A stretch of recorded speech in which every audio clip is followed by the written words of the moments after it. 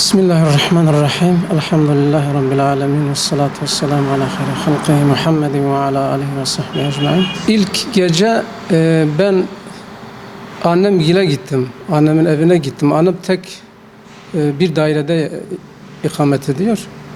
Tek başına sıkılıyor. Sıkıldığı için biz birader olarak, kardeşler olarak her gün sırayla ona misafir oluyoruz. Ben o gece anneme gitmiştim. Anneme dedim ki ben yarın oruç tutacağım. Bir şey var mı? Annem de dedi ki pekmez var oğlum, ben bırakayım masaya. Tamam dedim. Ben de telefonumu 5:15'te ayarladım. Sonra tabii uyuduk. Ben depremle uyandım. Baktım ki duvarlar yani bina beşik gibi sallanıyor.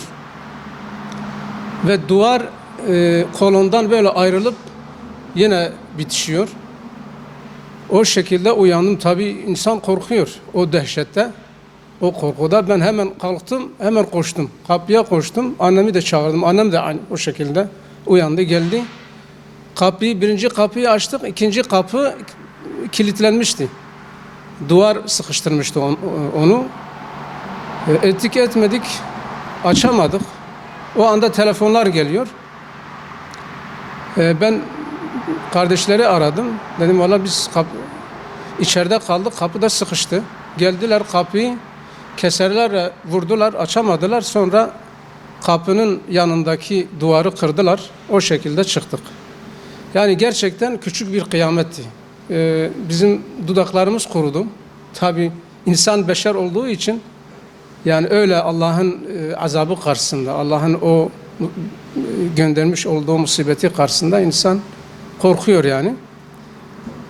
O anda biz kelime-i şehadeti getirdik, tekbir getirdik. Zaten dedik biz gittik yani böyle. Birinci seferde oldu. Birkaç dakika sonra tekrar başladı. Biz daha içerideyiz.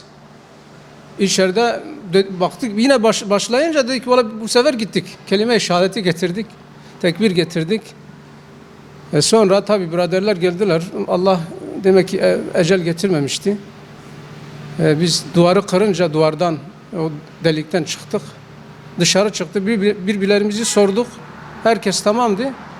Sonra bizim yeğenimiz aşağıda oturuyordu. O Ebrar sitelerinde. O yıkılmıştı. Sonra tabii gittik oraya gittik. Tam enkaz olmuştu. 5-6 gün, 6. günde çıkarıldı. Yani cenazeleri çıkarıldı. Her üçünün de. Tabii bu dediğim gibi küçük bir kıyametti. Gerçekten tarihte herkes, bilim adamları da diyorlar, böyle bir deprem görülmedi. Ancak Allah'ın yanında küçük bir şeydir. Ve Allah ondan daha katını gönderebilir. Ama insan Allah'ın azabı karşısında, Allah'ın bela ve musibet göndermiş olduğu musibeti karşısında çok aciz kalıyor gerçekten. O anda Allah'a sığınmak gerekir. Allah'a tevekkül etmek gerekir. Allah'a dayanmak gerekir. Yine Allah'ın gazabından Allah'a sığınmak gerekir. Peygamber aleyhissalatü vesselam böyle bir dua yapmış. Allahümme inni a'udhu bi ridâke min sakatik. Ya Rabbi senin gazabından, senin rızana sığınırım. Ve bi muafatike min ukubetik. Senin affından, senin cezandan yine affına sığınırım. Ve bike mink. Senden sana sığınırım ya Rabbi. Yani biz de Allah'tan Allah'a sığındık. Onun azabından, onun cezasından, onun affına, onun rızasına sığındık. Allah Celle Celaluhu gerçekten yani bizi kurtardı ama birçok nesil, birçok aile toptan gitti yani. Yani birçok tanıdığım, birçok kişi, hele çok sevdiğim, çok kardeşlerimizi kaybettik. Tabi bu Allah'ın takdiridir. Allah dilediği zaman olur yani. Allah Celle Celaluhu inne lillahi ma ahaza ve lehu ma a'ta. Veren de odur, alan da odur. Allah yine Celle Celaluhu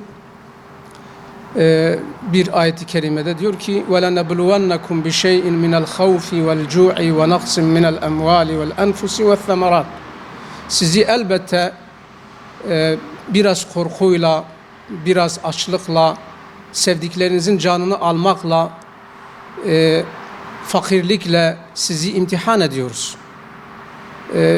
Bu imtihanlara karşı, bu bela ve musibetlere karşı sabredenleri müjdele diyor. Onlar ki bir musibet başlarına geldiği zaman inna lillah ve inna ileyhi raciun. Biz Allah'tan geldik, yine ona döneceğiz. Yani gerçekten biz Allah'ın mülküyüz, Allah'ın malıyız. Bizim vücudumuz bile bizim değildir. Bizim malımız değildir, bizim mülkümüz değildir.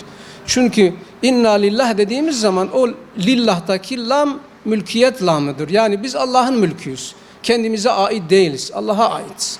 Onun için Allah dilediği zaman, dilediği kişiyi, dilediği mekanda, zamanda ve mekanda bir sebep yaratarak onu alır yani. Biz buna kader diyoruz ve bu kadere razıyız. Allah'ın takdirine razıyız. Çünkü biz kadere iman ettik. Men amene bil kader emine minel keder. Yani kadere iman eden kederlerden de emin olur. STK'ların, İslami vakıfların yardım faaliyetleri gerçekten hemen ulaştı. Yani tabiri caizse Hızır gibi ulaştı. Gerçekten Allah Celle Celaluhu ebeden razı olsun hepsinden. Bizim kardeşlerimiz gerçekten çok fedakarlık yaptılar. Yani biz burada taziye boyunca hiçbir şey yapmadık, hiçbir yemek yapmadık. Hepsi onlar getirdiler, onlar hizmet ettiler. Yani bir nebze bizim o sıkıntılarımızın belki yarısı gitti yani. Çok gururlandık, çok gıpta ettik gerçekten bu yardımlarından dolayı. Allah Celle Celaluhu bu yardımları daim eylesin inşallah. Gerçekten yani Maraş'ın her yerinde, belki diğer şehirlerde de aynı şekilde böyle devam etmiştir. Yani sen nereye gidiyorsun, bakıyoruz ki bizim kardeşlerimiz, yardım kuruluşları orada buyurun diyor, ne lazımsa alın diyorlar. Bu gerçekten büyük, çok güzel bir şey. Yani bu Allah Celle Celaluhu bazı insanlara sıkıntı verdiği zaman bazılarını da onların yardımlarına koşturuyor. Yani Allah kuluna bir sıkıntı verdiği zaman onu tek bırakmıyor, yardımsız bırakmıyor. Hemen bir yardım koşturuyor. Bir insanı hastalandırdığı zaman hemen bir doktor gönderiyor. Fakirleştirdiği zaman hemen bir zenginin kalbine onun şeyini atıyor, sevgisini atıyor, hemen onu veya şefkatini atıyor, onu hemen onun yardımına koşturuyor. Yani Allah Celle Celaluhu Erhamur Rahimindir. Merhamet edenlerin en merhametlisidir. Ve gerçekten yani biz çok da şey çekmedik, çok da sıkıntı çekmedik. Yalnız bu sıkıntı, bu musibetler, bu Allah'tandır. Başka yerden değildir.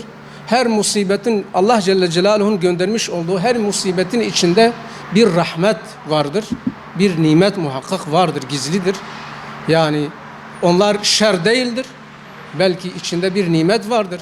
Giden insanlar da Allah Celle Celaluhu özellikle ölen insan iyi ise zaten Allah Celle Celaluhu onları şehadet makamına eriştirmiştir. Eğer günahkarsa da günahlarını affetmiştir. Yani her iki taraftan da Allah'ın rahmetidir yani. Allah merhamet etmiştir. Yani er geç biz sanki bu depremde ölmeyen kişiler ölmeyecek mi? Onlar da ölecekler. Yani bir muhakkak Allah Celle Celaluhu başka bir sebep yaratır. Ya bir kalp krizi geçirir, ya bir beyin kanaması geçirir, ya da başka bir hastalık verir, ya bir kazayla, ya bir boğulmayla, ya başka bir sebep yaratır. Onlar da gider. Ki Allah Celle Celaluhu diyor ki kullu nefsin daikatul maut. Her nefis muhakkak ölümü tadacaktır.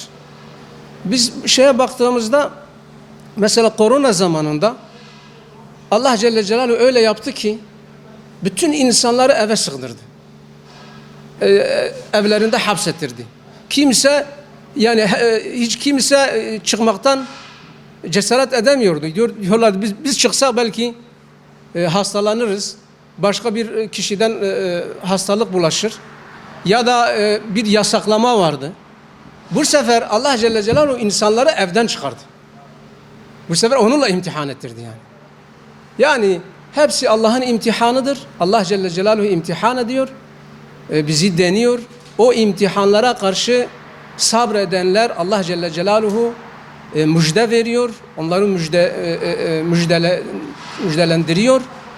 Ve innema yuvaffas sabirun ecrahum bigayri hisab. Sabredenlerin mükafatı eksiksiz muhakkak verilecektir ki Allah Celle Celaluhu bunu ayet-i kerimede bize bildiriyor. Rabbim hepimize sebat ve sabır versin inşallah.